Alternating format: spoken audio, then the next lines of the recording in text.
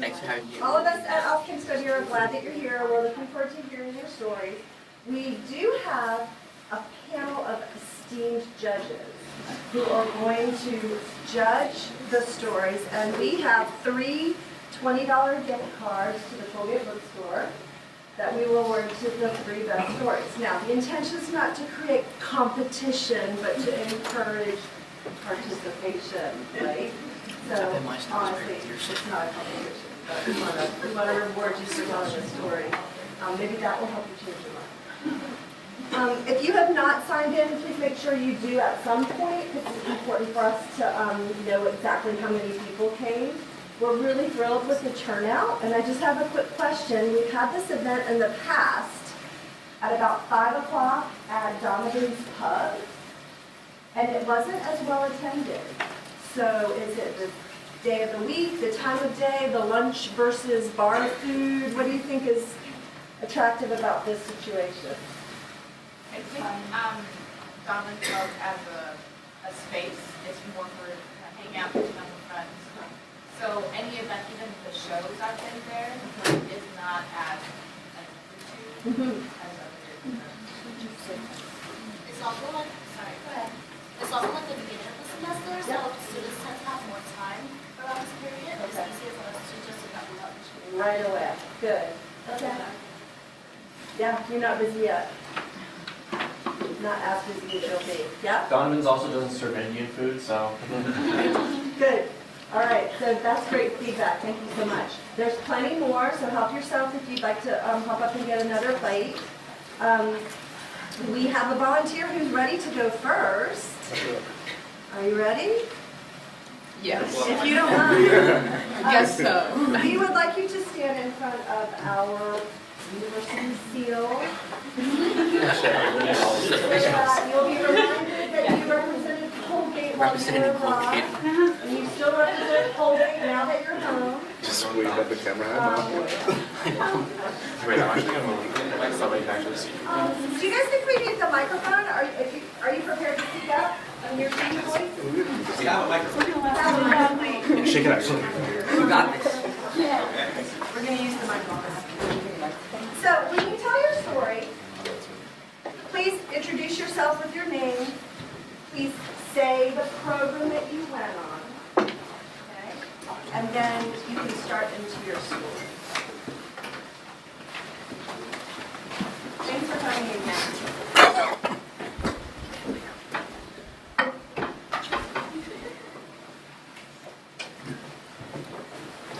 Hello.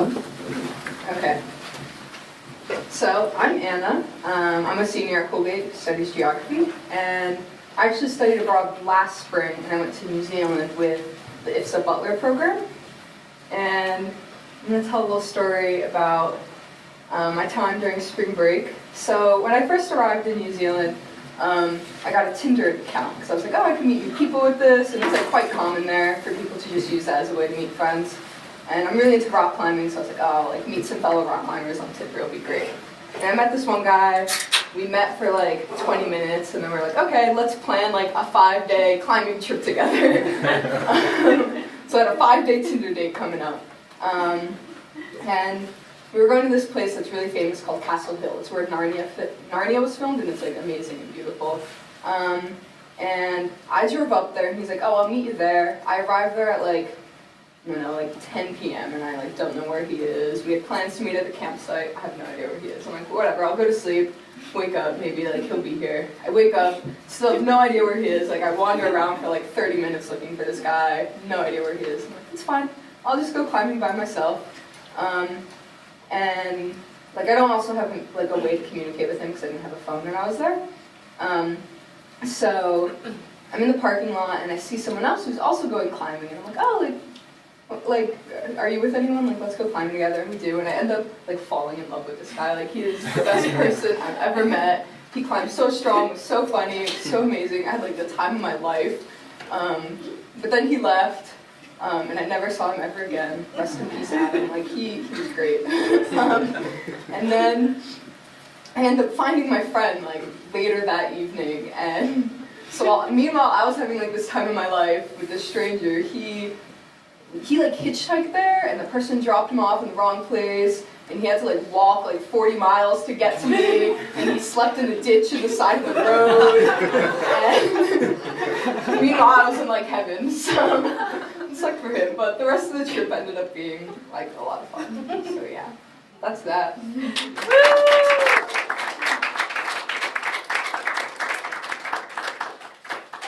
Thank you, Anna.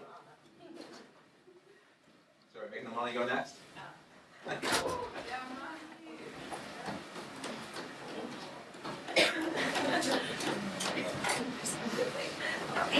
don't need the mic, I can talk loud. Okay. Yeah. Okay, hi, I'm mad nervous, so sorry in advance. So my name is Amani Ballard, I'm a senior. I'm an educational studies major, and I went to Korea the fall. There's an echo here, so I can really hear myself, so it's like, wow. Anyway, so I went to Korea the fall of 2016. Then I went to Jamaica that spring, and then I just came back from Philly, so I've been abroad for a year and a half. But this story I'm going to tell is about my time in Korea. Yeah, so one day I was going to take the train basically to the outskirts of Seoul, where I was staying. Well, I wasn't staying in the outskirts of Seoul. My friend was staying in the outskirts of Seoul, and I was staying in Seoul. Anyway, so I was on the train with one of my friends going to visit my other friend. And I was used to getting stared at in Seoul, mainly because I'm dark skinned. I looked a lot different than everyone. It wasn't really a big problem. I'm just like, I'm used to this, like, okay, I get it. So I get on the train with my friend, and we're taking the train for like 30 minutes, and I'm used to everyone staring at me on the train, so I was like, okay, whatever, I just kind of like tuned it out. But I think I like tuned it out like too much, because I started feeling something like tug at my hair. And I was like, for some reason I thought my hair was caught in the door, but I was okay with that. And I was like, okay, I'll just like wait till the door opens. So the door opens, and I just like look around. I'm like, oh, my hair wasn't caught in the door. Like, what was that? So I'm just like, okay, tune it out again. Keep staying on the train. So I'm on the train. It's like another 10 minutes pass, and I feel like a harder tugging. And I'm just like, am I going crazy? Like, what is going on? And finally I turn around like really slowly, and there's this woman, like her face is beaming. She's like so happy, and she's like smiling really hard, just like staring at me, smiling, and she's holding like a chunk of my hair, and I'm just like, hi, like what's up, basically. And so she's like, she doesn't say anything. She keeps like petting like my hair, and like petting my scalp, and like it was one of those kind of things that turned into like when I turned around. And so like I was like super shocked. And one of my friends, who also went to Seoul like a few years before me, told me that she had similar experiences of someone like just petting her hair while she was walking. And I was like, girl, if that ever happens to me, I'm definitely like going to say something. Like, that's, no, definitely not. But it didn't happen like that. So I was standing there, and I was like, wow, thinking to myself, like, this lady's really like petting my hair like while I'm on the train, just like a random stranger. And at first, like, I got like, honestly, I was a little bit mad, because I was like, why can't I just like have my personal space? Like, okay. But then I realized, it was like a split second I was mad, but then I realized, one, this isn't my culture. I need to like understand where the other person is coming from. I guess that's the whole point of like studying abroad, for me at least. And then I kind of wanted to change like the narrative of me being in Korea, if that makes sense. So I go to her and I'm like, hi, in Korean. So I'm like, annyeong, because she was like a little bit younger than me. And one of my friends who also speaks Korean, especially a lot better with Korean than I did, asked him to translate.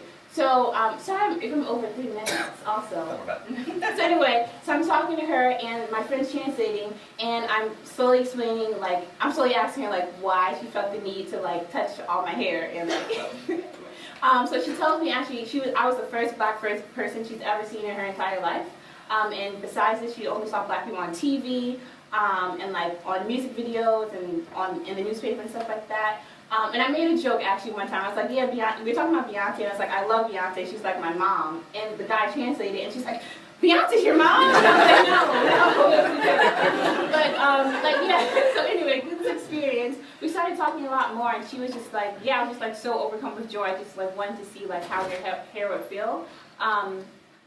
And in general, we didn't walk away best friends, but I realized that that could have been a really bad situation if I just got so angry and I was like fed up with Korea and Korean culture. But then I had to realize like I was the first Black person this woman has ever seen. Like in opening that conversation up and saying like, oh, this is where I'm from. Yeah, my hair is curly because I don't know. I was just born with curly hair and yeah, we're different, but we can still communicate and like I guess get to a level playing field. And later on, I told her like in the future you might want to ask before touching someone's hair. But yeah, it was really cool, and that's my story.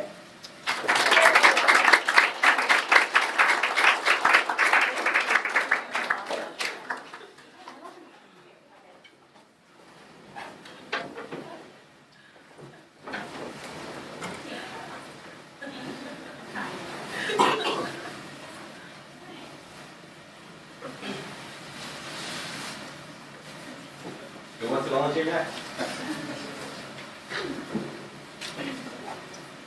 Okay, great. Hi, I'm Will. I studied in Singapore this fall, and the story I'm about to tell is when I found out what it really means to be involved in Murphy's Law, which is everything that can go wrong will go wrong. And so this story takes place on an island in Indonesia called Lombok, and there's a nice, really nice mountain there. It's called Rinjani, and it's this beautiful volcanic crater with a volcano on top. And so me and a bunch of my friends, including 2 other Colgate students, like we're gonna go hike this during our fall break, and yeah. So we go to hike this mountain, and the hike up to the top of the mountain is pretty good. You know, we wake up early than like 2 o'clock in the morning, we hike to the top. It's super cold and a horrible, horrible climb, but we make it and it's beautiful. And then at the top of the mountain, after that, the trip went downhill, both physically and metaphorically.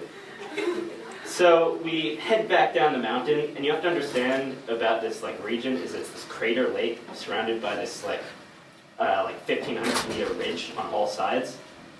So we start heading down to this lake. We're going to camp there for the night. And one of my friends who's on the trip, he's also studying abroad. He's from Germany. He starts to not really feel so good. And we're like, oh, that's not good. And we start hiking, and he's bad. We finally get to the camp. And then I start feeling really sick. And then everybody is also really sick at the exact same time. So after a sleepless night where no food could be kept in my stomach, neither water or anything of the sort, we realized we have to hike back up this ridge, and we are like extremely dehydrated and haven't eaten for like more than a day because we can't keep anything down. So we walk up, we start hiking, and there's one friend who's slightly better than everyone, and he's leading us like the blind leading the blind. But anyhow, we make it up. Well, it was the hardest hike of my life. Every 10 steps we stopped and basically passed out. So it took a lot longer than expected. But finally we made it to the top of the hill, and I passed out on my bag, and I was like, I can't go any longer, and the sun is in my face, and I'm like, I'm gonna dehydrate here, but that's okay. Luckily, this cloud rolls over and makes everything a lot cooler, so I survive. And eventually, our guide, who was behind us with one of the other people on the trip, comes up and like gives me water and gives me this banana. And it's the greatest banana of my entire life. Because it's the first food I've kept down. It tastes like the greatest banana ice cream you've ever had in your entire life. I just can't explain how good this banana was. But I survived that day, and generally it was food poisoning. We all eventually slightly recover. And we get off that island, and we go to Bali, which is next to it. And then me and my friend Sayang, who's also a Colgate student, decide we're going to go to this very small island off of Bali called Nusa Penida. And it's much less developed than the rest of that island. So we take a ferry over there, and the island, the only way to really travel around it is to get like a moped, and it's very like low traffic, not a lot of cars on the island. So we take that, and me and Sayang, who've never ridden mopeds, of course, get mopeds. And that day is great. The island's beautiful. I'm like, everything is going fine. We've made it off this hellish mountain. Now I can relax on the beach. But then the next day, we're like, let's go visit this like site on the other side of the island that's supposed to be this like beautiful cliff that you can, it's very photogenic, and most people who go want to see this cliff. So on the way there, Cyan goes before me and I head after him.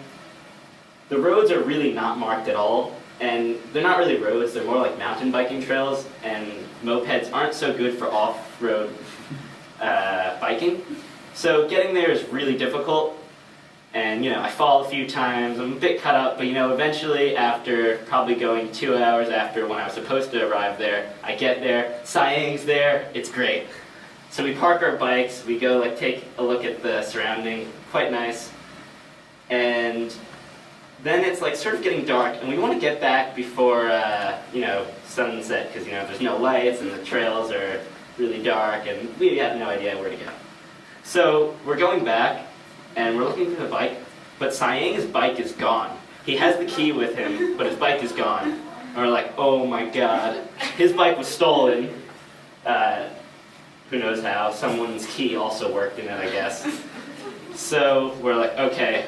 Although this is the first time we're going to do 2 on one bike, which isn't so hard, but if you've never ridden a moped, it's a new experience. So we're like, we're going to do that. And we've been searching for a long time, and now the sun is very much close to setting. And so we start heading out very slowly up this horrible rocky hills and stuff, and then it gets extremely dark. And then it starts to rain, and we're like, this is really bad, it's muddy. These roads were really bad when it was perfect conditions. Now it's very far from perfect conditions. So we're going, and we're taking it really slow. Me and Cyan keep trying to keep each other in good faith. We're gonna make it back, don't worry. And then, of course, I run out of gas because the meter on this bike that I bought is completely off. So now I'm walking this bike, it's raining, no idea where we're going, we have $5 to our name, and eventually we come to someone's house and we ask if they happen to be selling a little bit of petrol. We're like, great, we're gonna make it back in good faith, and we make it back to the hotel, and we're like, this is still a problem because we lost this bike which we rented and we have $5. And there's no ATM on the island, which is great. So the next day, we have this plan, and we rented the bike from these really sketchy people. So we're like, we're gonna go really early to the pier and drop off the bike, and then hope that he doesn't see us, because or else we're really, really screwed. But the guy sees us, of course, but he's like, oh, hello, your bike turned up here. And we're like, great. And eventually we make it back to the island, get on the airport, and after that sort of hellish experience, we enjoyed hot pot, and it was all alright. Yeah.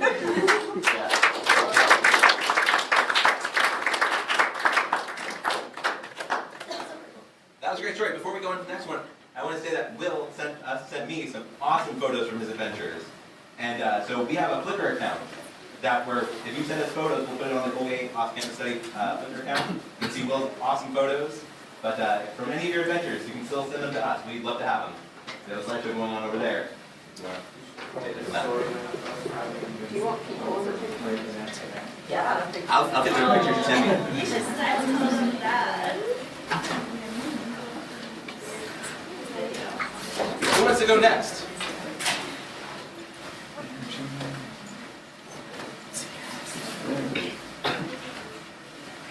I can go. Okay, James, go for it.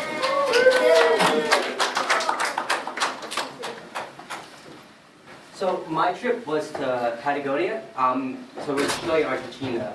Most of the story focused on Chile. So I've known Professor Eddie Watkins. If any of you know him, you know that he's an absolute goofball and a jokester, but we all love him. He's great. So the whole trip, all the students were basically trying to figure out what's the cool pranks on Eddie, and basically tally up how many bad jokes he would say or all that stuff. And we finally decided, when we were actually in Patagonia, we were going to go kayaking for a day. So we were planning the whole trip, how we can push Eddie out of the boat into the water. The water is deep enough where he won't be hurt, but we thought it would be really funny. But he was smart enough to be aware of it. So the second we get on the boat, he's hyper vigilant. So it's a 2.5-hour kayaking trip, and everyone else in the boat has been thrown off at some point. Everyone just pay attention for 1 second, or look the wrong way, and then we got pushed off the boat, but Eddie was not having it. And we got our guide into it. We were trying to get our guide, whose name was Rodrigo, making sure we basically don't die in this like river. We got him to try to get Eddie out, but Eddie was like watching it and was like, I see what's going on. And we keep trying, and so we had like 10 minutes left, 20 minutes left of like the river before it gets too shallow to push anyone out. So like this is our last chance.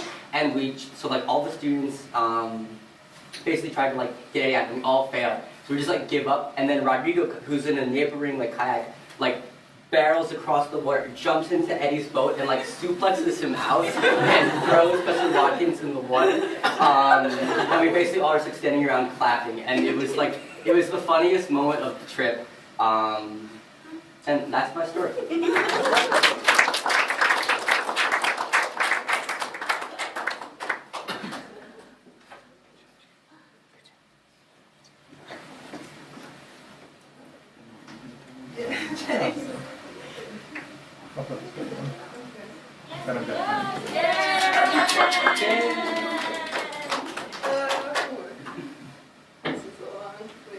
Okay. Hi, my name's Kimberly. I'm an ed studies major who went on the educational studies trip to Philadelphia. And that was the first trip that they had taken there. But I feel like a lot of people while on study abroad programs go on epic journeys. And I did something of the sort. We were having class. Well, we lived in a part of Philadelphia, West Philadelphia area, where the University of Pennsylvania was. And one day we had class for Professor Stern in a region of Philadelphia that was way on the other side of the city, in a comic book store. And so all the rest of my classmates took the train, SEPTA, there, but I decided very earnestly that I would walk the 2 hours to class. And so that was a journey that I think was really telling of my time in Philadelphia, because I regretted, well, I set off very expectantly and regret my choice an hour in, but I kept going. I was strong. And so now when I think of being back on Colgate's campus and people complaining that oh no, the walk up to Hill from Parker is so far, I'm just like, no, because I walked 2 hours to class once and I survived.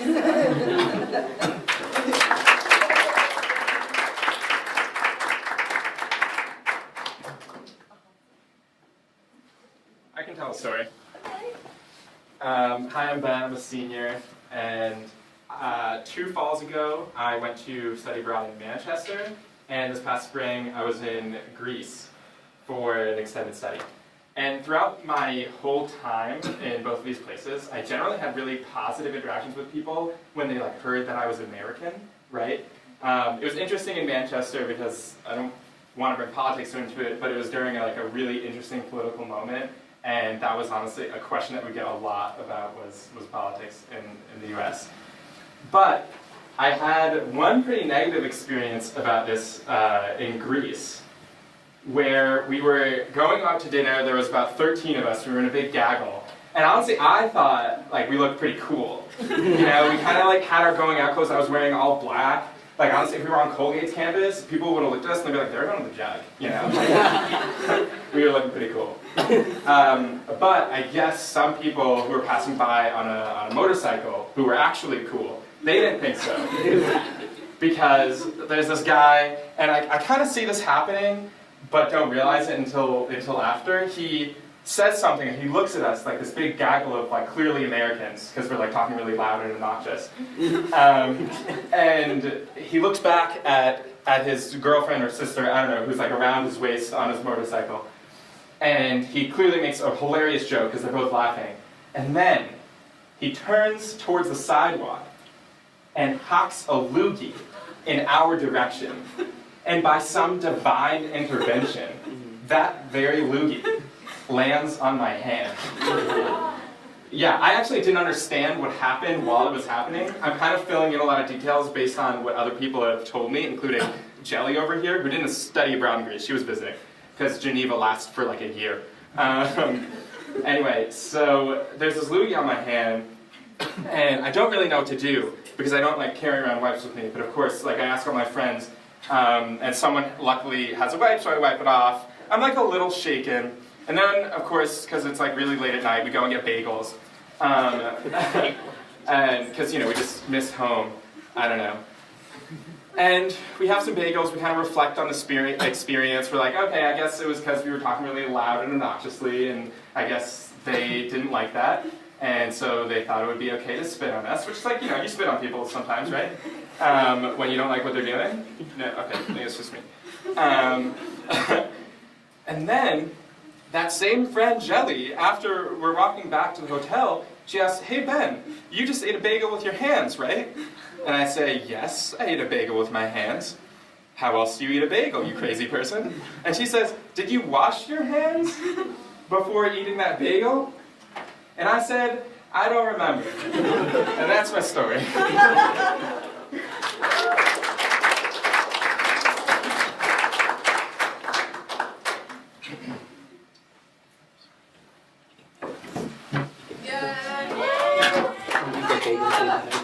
That's my later thing. Alright, so my name is Micah. I was abroad in the University of Edinburgh, Scotland, and one of the things I had the opportunity to do was travel a lot. The international student program there gave us weekend trips to various places around the country, and one of the trips was to the Isle of Skye. It's renowned as one of the most beautiful islands in Europe, and we went there for a weekend. And on the bus, the coach there, they were telling us all about the history of Scotland, how so much of it is tainted in blood and gore and various clan conflicts. And so that got pretty old. Like literally every stop, some clan massacres, some feuds, some revenge, something like that. But there was this one place that we went to up in the Isle of Skye called the Fairy Pools. And this was a different type of story that the coach told us, and it went something like this. He said that one day he was driving the bus, and he had a crew full of people, and he made a stop, let them get out and do their business. And one of the people coming back was this girl who had not been on the bus, and she was looking for a ride. And so, of course, he let her on, and they started making some conversation, and they were heading towards this area called the Fairy Pools. And they're called that because there are these beautiful blue pools of water that go back into the mountains. Really exquisite thing. Check it out on the images. But he was describing how this girl really wanted to go there. Like really, really wanted to go there. Didn't know who she was. But they all get off the bus, and this girl supposedly goes and goes into the nature, goes into some of the water and to some of the trees, and then no one sees her. And so everybody starts looking for her. Nobody can find her. And they all start shouting her name. But what was really interesting, as the story goes, was that nobody had ever heard her name on the bus. And so that's the legend of where these fairy pools come from. But where this connects back to my experience abroad was just in comparing that to kind of our American history, at least for me as an American. Because being a nation, 200 to 300 years old, we don't really have that past of clan conflict and warrior tribes and all that extends back for hundreds of thousands of years. And I thought it was a really interesting experience just to get outside of my American bubble and realize that there's so many different ways to look at your culture and look at your history, and that beyond all the ways in which you described it, there is still this common history, culture, legacy that you can find in pretty much any culture. And even though it might be expressed through a more historical lens or a more mythic lens, it was still really interesting to see that kind of common thread throughout at least Scottish culture and American culture, and probably other cultures as well. But that really made an impact on me, and it was really, really good for me to just go abroad and just reframe that. So I'm very grateful to Ipsy Butler and Colgate and all that. So that's my story.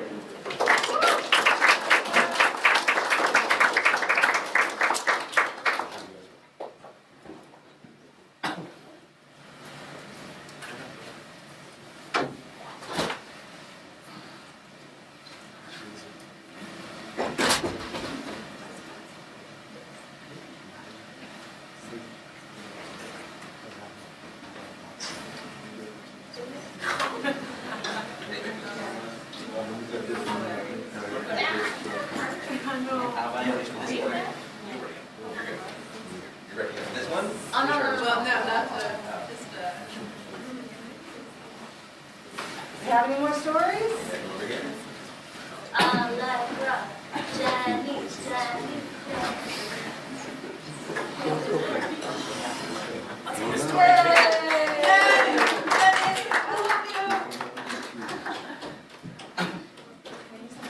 Of course.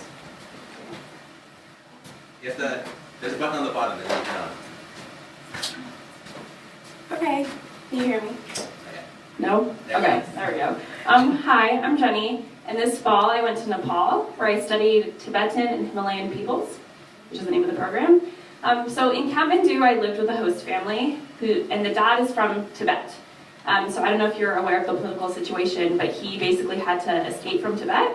And he told me the saga, like my first week that I knew him, where he had to, with nothing, just like his belongings on his back, he climbed for 3 months over the Himalayas range by Everest and hiked all the way into Nepal and almost died several times with his wife.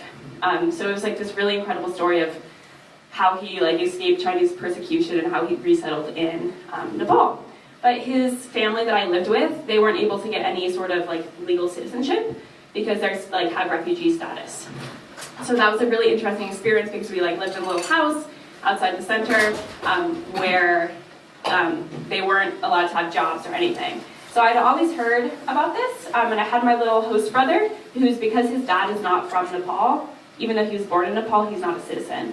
So it was like a really interesting conversation in the house of like what this means for my 15-year-old host brother, who was just like he became like my best friend. He would come home every day and be like, oh, I heard this new song, you know, Justin Bieber, like this new artist? And I'd be like, yeah, Justin, yeah. So he was like my little pal. But you know, we are, like, especially now in American politics, like the theme of like borders and citizenship and what that means, and we tend to think of borders as like, oh, like defined, like of course, like they make sense.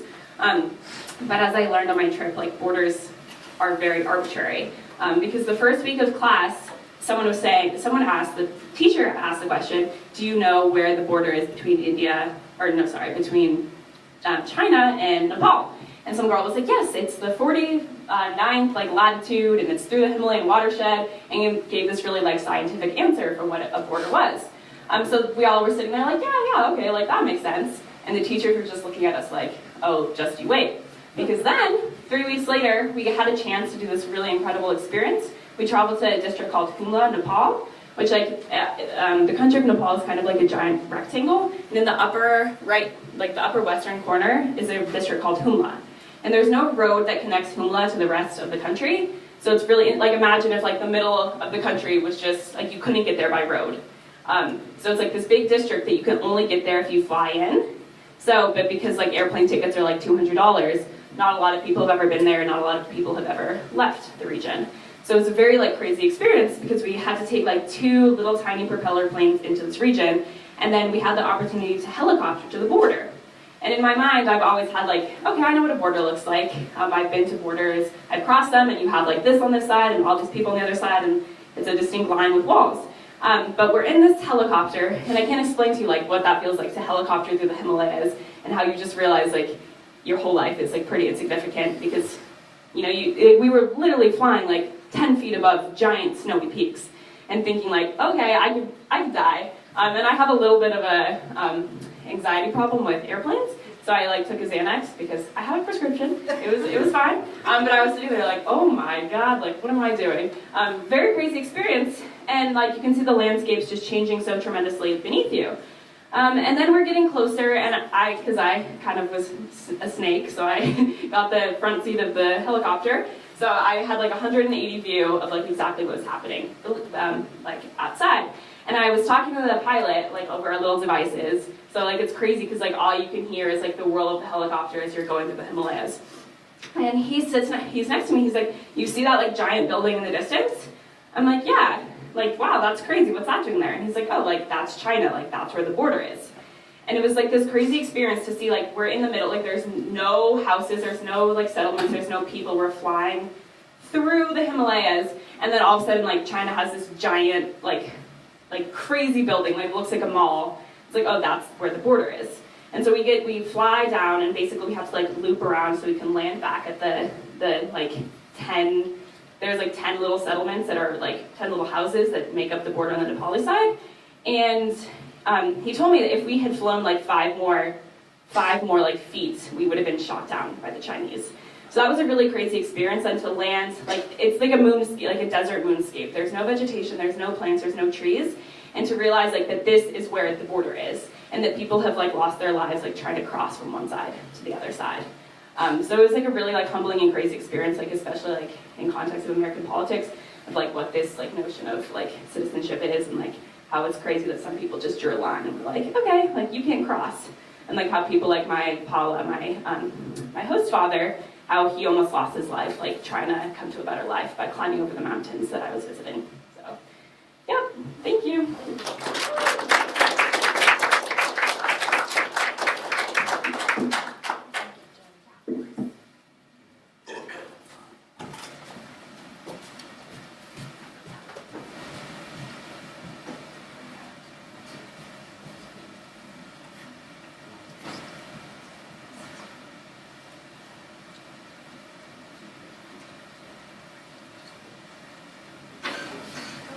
Yeah. I'm not even running through that story. I have more stories, so you were inspiring me with your story about Colgate.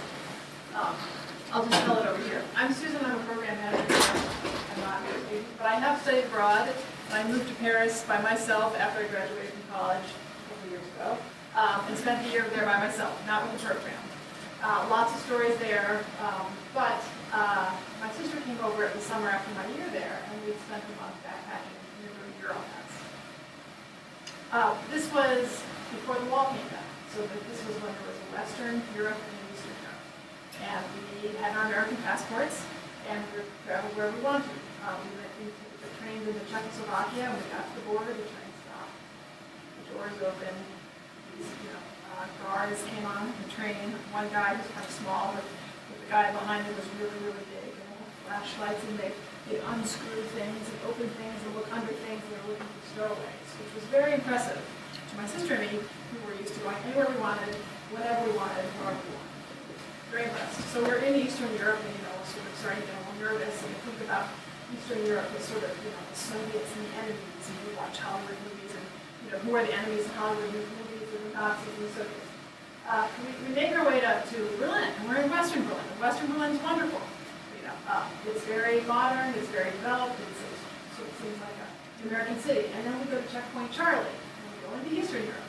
We stop at the border, and we're searched, and we go over the border. And everything changes.